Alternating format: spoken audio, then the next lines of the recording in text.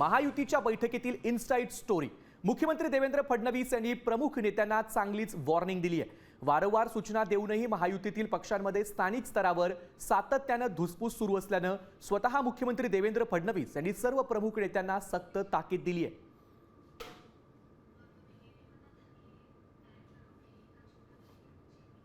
मुख्यमंत्र्यांनी नेत्यांना नेमकी काय कानपिचक्या दिल्यात पाहूयात। स्थानिक स्तरावर महायुतीमध्ये पूर्णपणे समन्वय ठेवावा असं मुख्यमंत्र्यांनी या नेत्यांना सांगितलंय। तसंच महायुतीतील आमदार किंवा खासदारांना एकमेकांच्या नेत्यांवर किंवा पक्षांवर सार्वजनिक पद्धतीने टीका करू नये असंही फडणवीस म्हणालेत।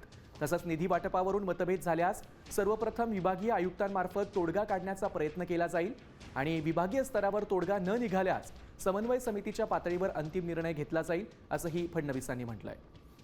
वाद न मिटल्यास मुख्यमंत्री आणि दोन्ही उपमुख्यमंत्र्यांच्या उपस्थितीमध्ये अंतिम निर्णय घेतला जाईल असंही त्यांनी आमदारांच्या या बैठकीत सांगितलंय।